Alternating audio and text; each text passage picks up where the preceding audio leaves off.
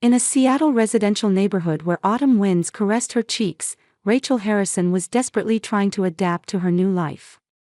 Married life was vastly different from what she had imagined. Everything had become complicated with the presence of 5-year-old Emma, her stepdaughter.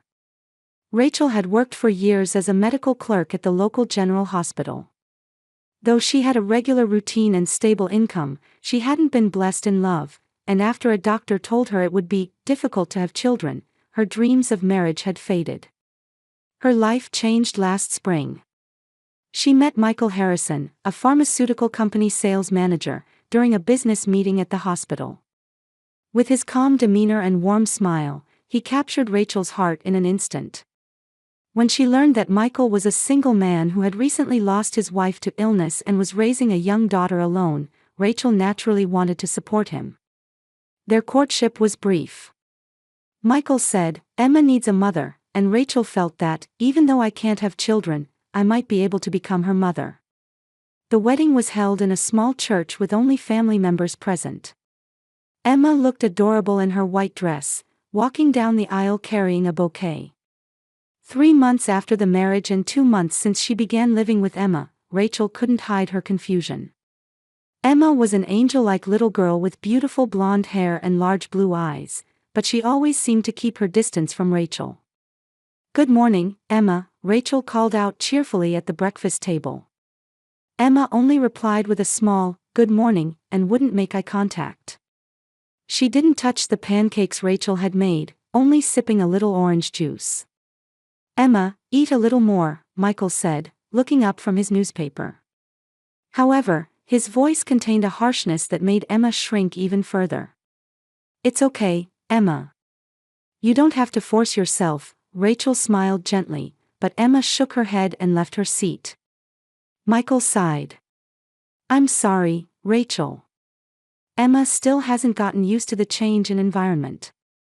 "She was accustomed to the food my previous wife made, so she might be confused by the new flavors."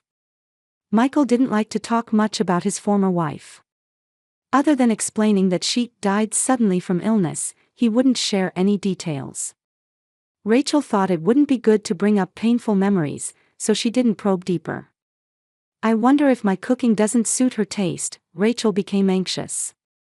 While working her medical clerk job, she had bought cookbooks and researched menus that children might enjoy. However, Emma's reaction seemed to grow colder with each passing day. "Time will solve it," Michael placed his hand on Rachel's shoulder before leaving for work. "Emma will come to accept you. You're very kind, and you'll surely make a good mother." Though Rachel was encouraged by those words, she harbored anxiety deep in her heart. When she saw Emma's small hands trembling, when she noticed what seemed like fear shadowing her eyes, she felt an indescribable uneasiness. In the evening, after returning from work, Rachel went to pick up Emma from daycare. She felt slightly relieved seeing Emma playing happily with other children. However, the moment Emma spotted Rachel, her expression clouded. "What did you play today?" Rachel tried to make conversation in the car, but Emma just stared out the window. That night too, Emma barely touched her dinner. The child-friendly spaghetti Rachel had made, the small salad, the homemade cookies, everything remained untouched. "Emma, are you feeling sick somewhere?" Rachel knelt down to Emma's eye level, worried. Emma shook her head. "Sorry, Mama. I'm not hungry." Hearing those words made Rachel's chest tighten. She was happy that Emma called her Mama, but at the same time, she couldn't shake the feeling that the child was enduring something. Perhaps she was still thinking about her deceased mother and couldn't accept a new mother.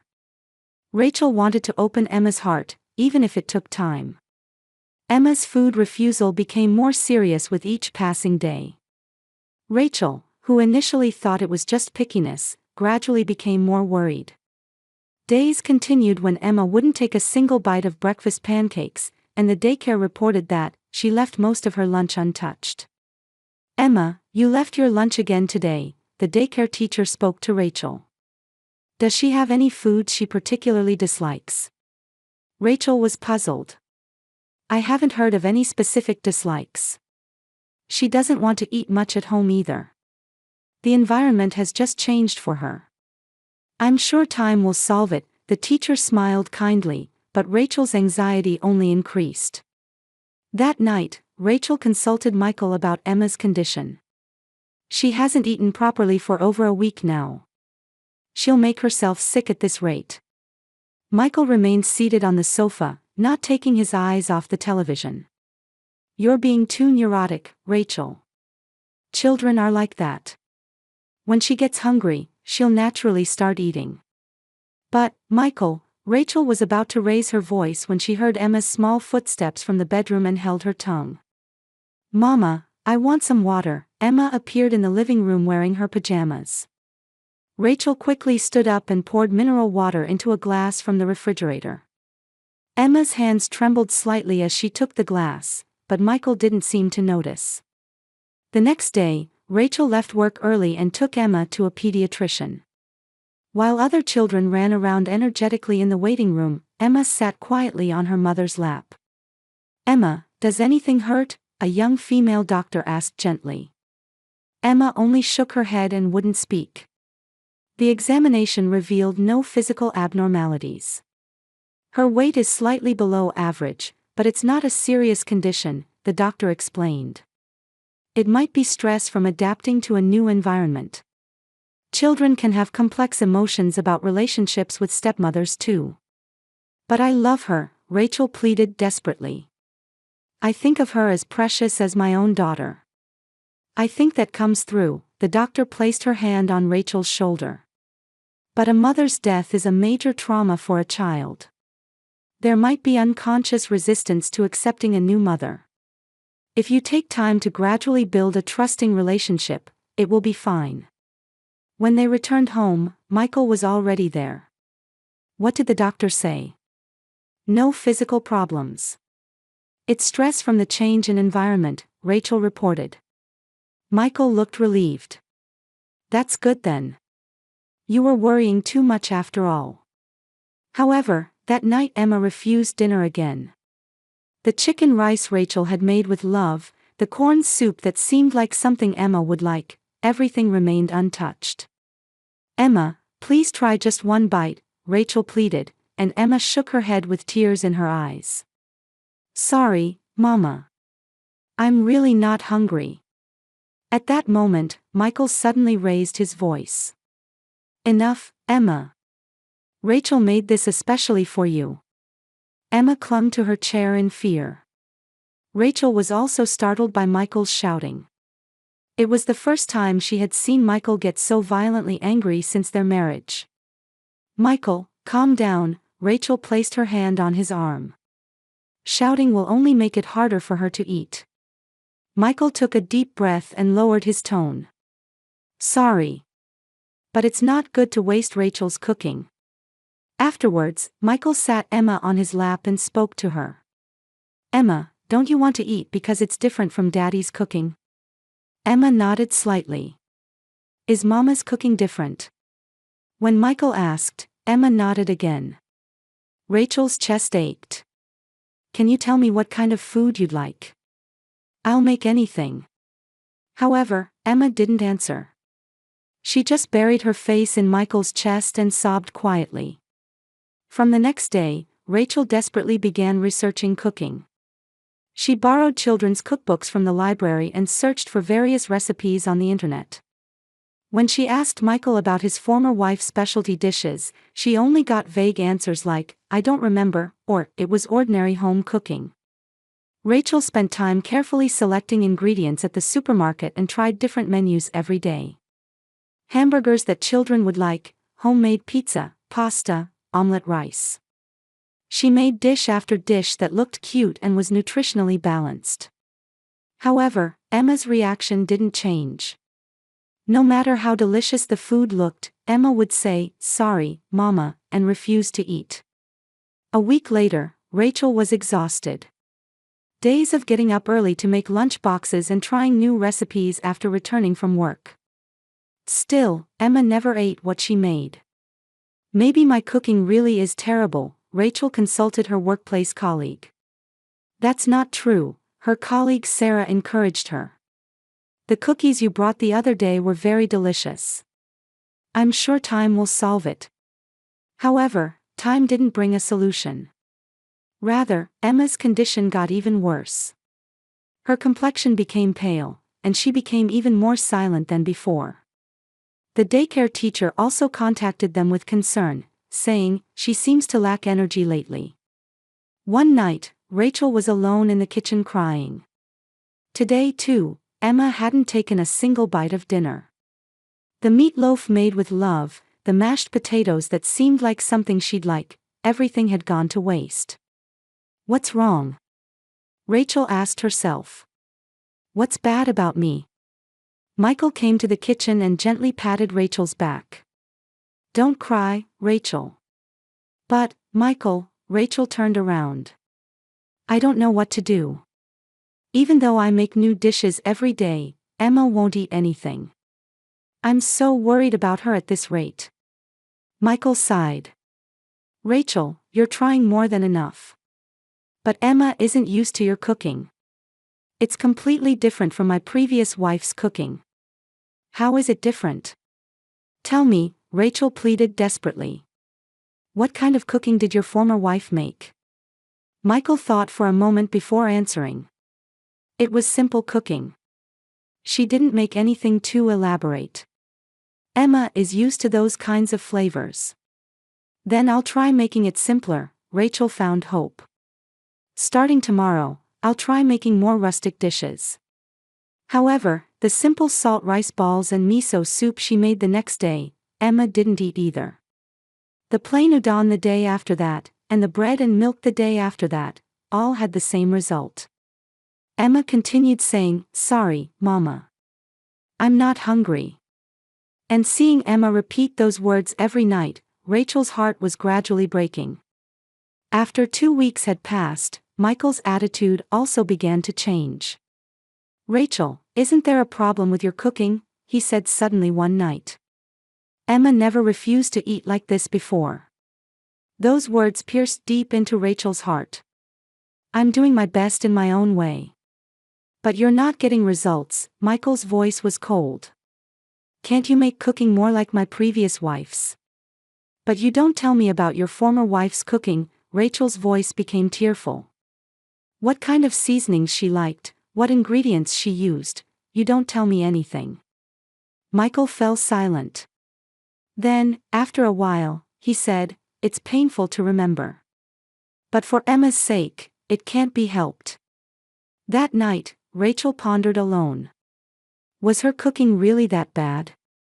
Or was Emma still thinking about her deceased mother and unable to accept a new mother's cooking? Either way, she was worried about Emma's health at this rate.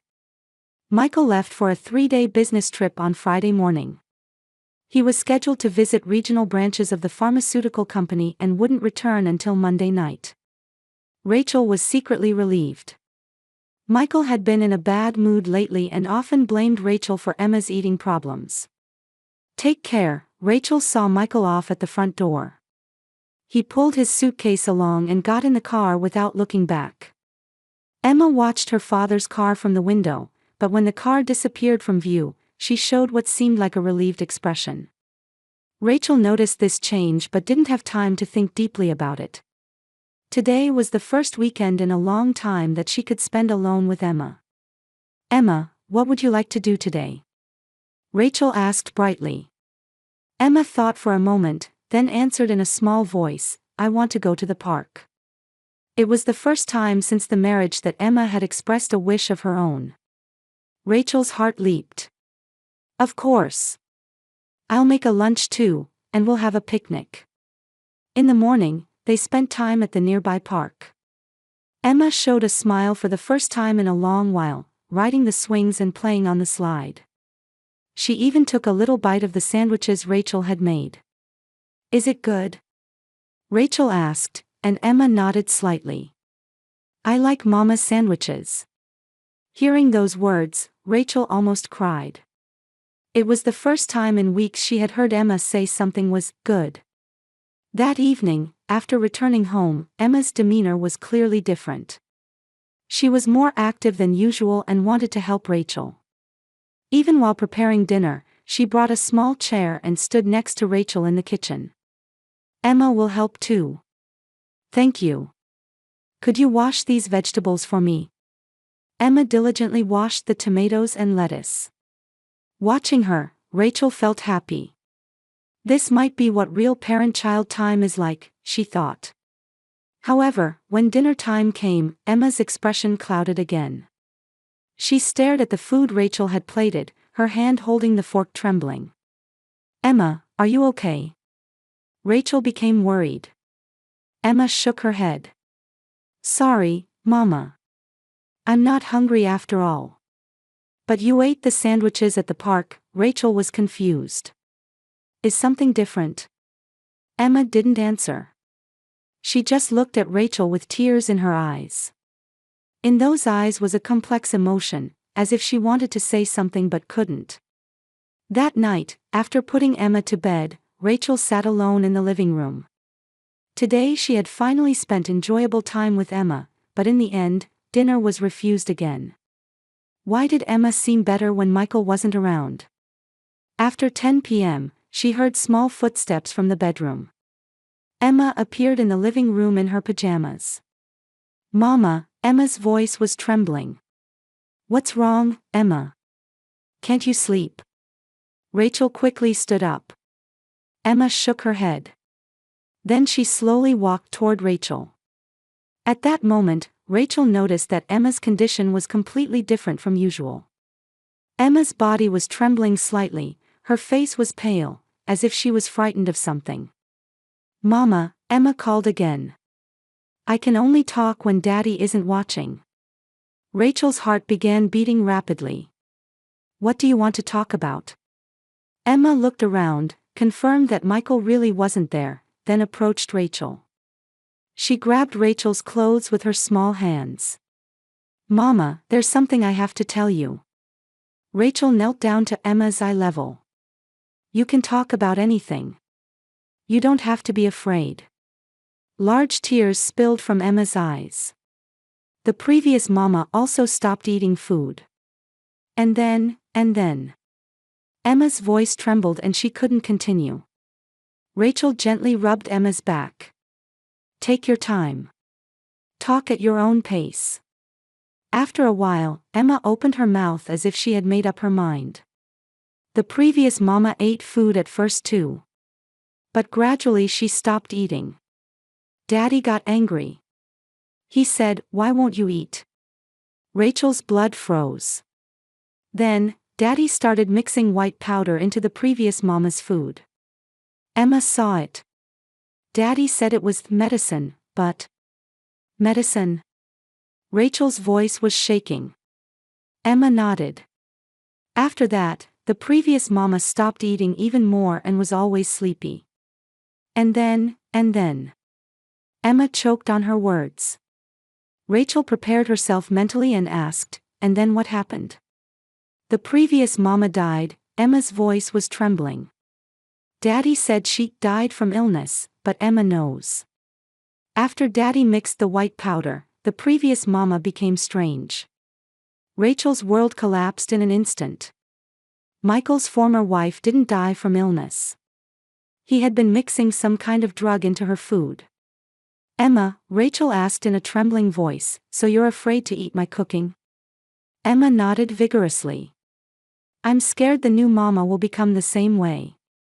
Daddy might mix white powder into the new mama's food too. So Emma doesn't eat food. I want to protect the new mama." Rachel was stunned. Emma wasn't rejecting her. She was trying to protect her. A 5-year-old girl had been desperately refusing food to protect her stepmother. "Emma, you were trying to protect me?" Emma nodded while crying. "But I'm tired now. I want the new mama to know the truth. Daddy is a bad person." Rachel hugged the trembling Emma. "Emma, thank you for telling me. You're truly a brave child. But if Daddy finds out, he'll get angry." Emma trembled with fear. "Daddy is very scary. He always yelled at the previous mama too." All the puzzle pieces connected in Rachel's mind. Michael's sudden anger, his reluctance to talk about his former wife in detail, Emma's fear, and the reason for her food refusal. Everything pointed to one horrifying truth. "Emma, you're safe. I'll protect you." Rachel stood up. "I'm going to make a phone call." "To who?" Emma asked anxiously. "The police," Rachel answered without hesitation. "We have to tell them everything before Daddy comes back." A light of hope appeared in Emma's eyes. "Really? Will the new mama believe me?" "Of course. You're not lying. And what you did was very brave." Rachel reached for the phone. Her hand was trembling, but her mind was made up. From the moment she heard Emma's confession, it was clear what needed to be done. Michael was a dangerous man. And before he returned on Monday, everything had to be revealed. Emma was beside her mother, showing a relieved expression for the first time. The police arrived 40 minutes after Rachel's call.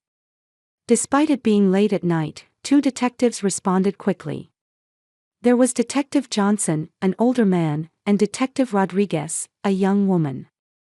"Mrs. Harrison, please calmly explain the situation to us," Detective Johnson asked in a gentle tone.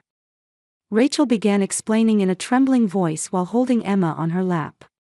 "My stepdaughter Emma wants to testify about the death of my husband's former wife. I was told that his former wife died from illness, but actually my husband was mixing drugs into her food." Detective Rodriguez knelt down to Emma's eye level. "Emma, you don't have to be afraid. Can you tell us what you saw?" Emma hesitated at first, but with Rachel's encouragement, she gathered her courage again. "Daddy put white powder in the previous mama's food. Every day. The previous mama gradually became sleepy and couldn't walk." "Where did he get that white powder from?" Detective Johnson asked. "From Daddy's room. He took small bags out of his desk drawer." Emma showed the size with her thin fingers. "It was in small bags like this." The detectives looked at each other. "Emma, can you show us that room?" "The room at the very back of the second floor." "Daddy's study," Emma pointed. "He always locks it, but it might be open today." "Because Daddy isn't here." Detective Johnson contacted headquarters on his radio. "Rush the application for a search warrant. We have a suspected murder." Early the next morning, a search team with a warrant arrived. Rachel and Emma were advised to temporarily evacuate to relatives' homes, but Rachel insisted on seeing everything through, and they decided to wait at a nearby hotel. At 10 a.m., Detective Johnson called. "There's something we'd like to discuss immediately. We'll come to the hotel." When the detective arrived, his expression was serious. "Mrs. Harrison, Emma's testimony appears to be correct. Large quantities of prescription drugs were found in Michael Harrison's study." Rachel's heart pounded violently. "What kind of drugs?" "Mainly powerful sleeping pills and tranquilizers. Amounts far exceeding normal prescriptions were stored," Detective Rodriguez explained. "He likely obtained them illegally by abusing his position as a pharmaceutical company sales representative." "That's not all," Detective Johnson continued in a heavy tone. "Jennifer Harrison's diary was found in a hidden safe." Rachel gasped. It was the first time she had heard the former wife's name. The diary's contents were shocking. In the later period of their marriage, Jennifer recorded in detail the psychological abuse from her husband. And in the last few months, she wrote about feeling abnormal drowsiness and consciousness disorders after meals. The detective took out several copies from a file. "Let me read some excerpts. Michael has been making my meals more often.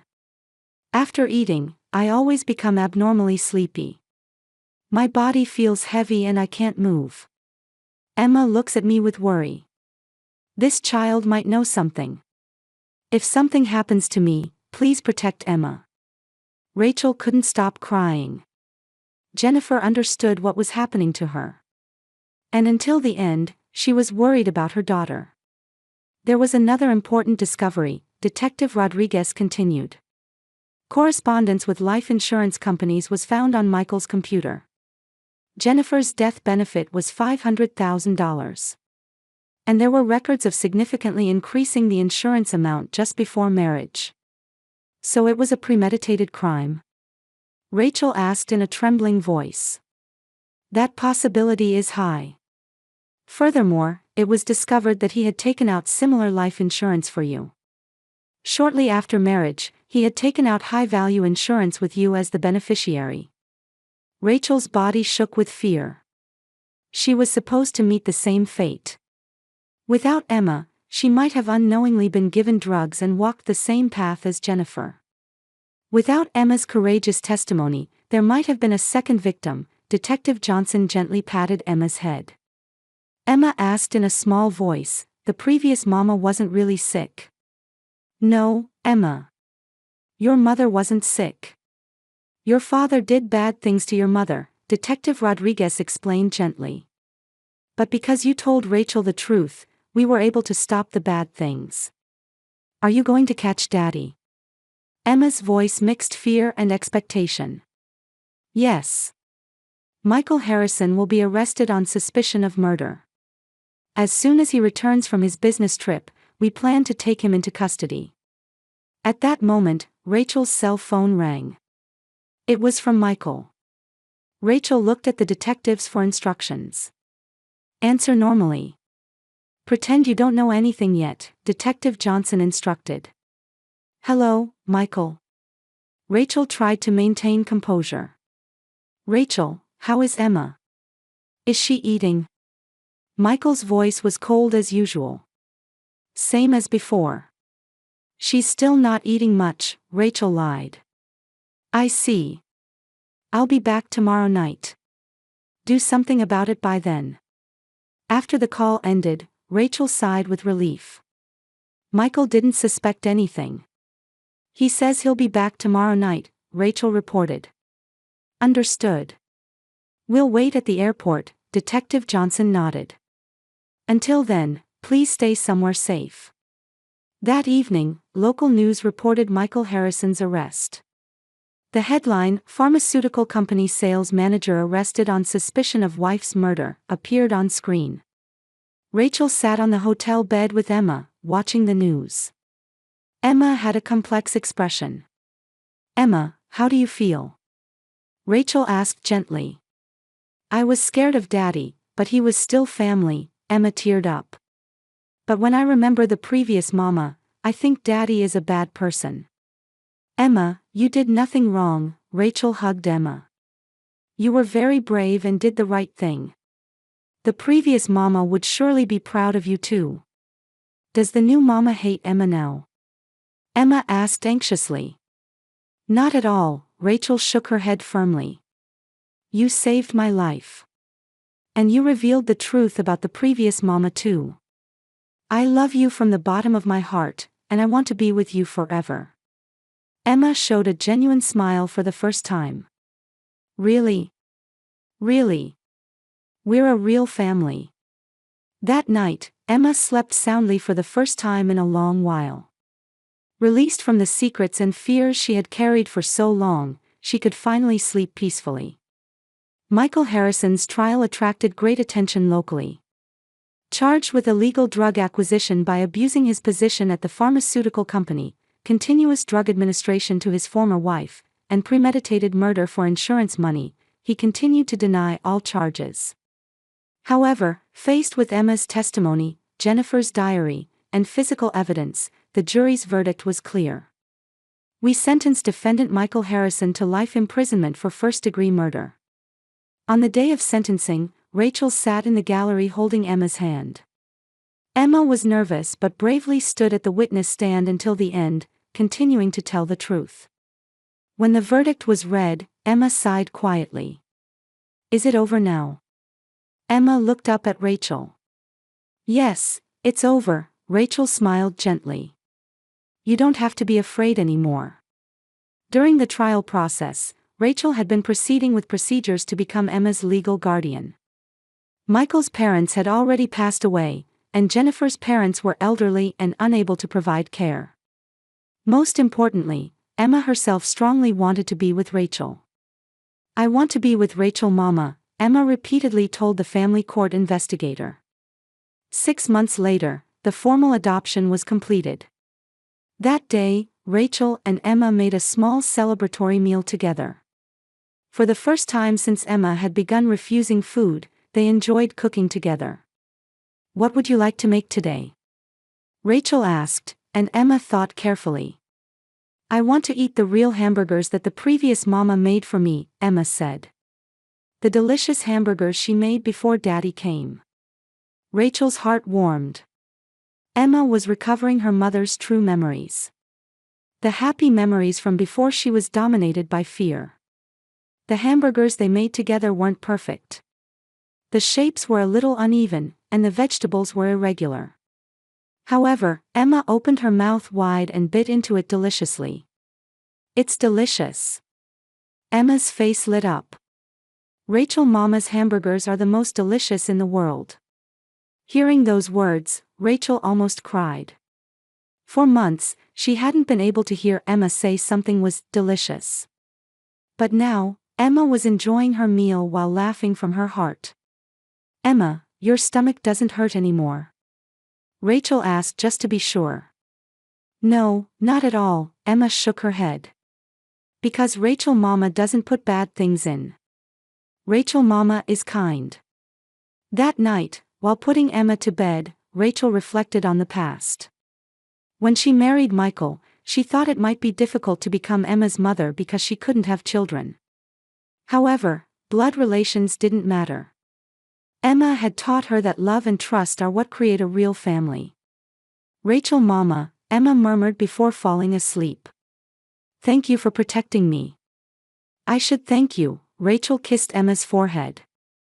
"If you hadn't told me the truth, I might have ended up like the previous mama. You saved me." "We protected each other," Emma smiled with satisfaction. Now, Emma is 8 years old. She goes to school energetically and has made many friends. Mealtime has become the most enjoyable time for both of them, and trying new recipes together has become their weekend tradition. Sometimes, Emma talks about her previous mother. "I think the previous mama is happy too," she says while looking up at the sky. Rachel believes that Jennifer would surely be glad to know her daughter is living happily. And most importantly, Emma has come to enjoy every meal. "Rachel Mama's food is delicious because it's full of love," has become Emma's favorite saying. Their new family is bound together not by blood relations, but by true love and trust. It's a strong bond that can overcome any difficulty.